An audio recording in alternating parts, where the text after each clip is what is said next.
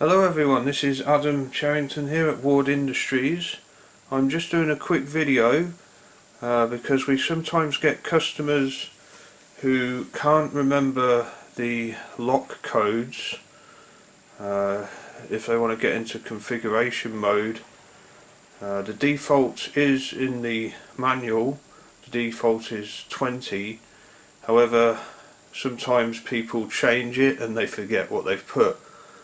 Now there's no way to override it, but you can view the lock codes, so I'll go through that because once you find it, once you can see the lock codes for all the different menus, that you can then use that code to get back in and then change it as necessary.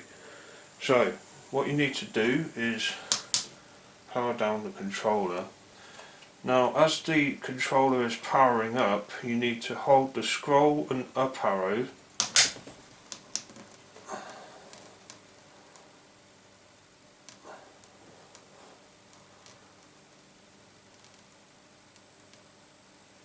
and then it should, there we go, C-Lock 20 for config mode, S-Lock 10, T-Lock 0. You've got the lock codes for all the different menus.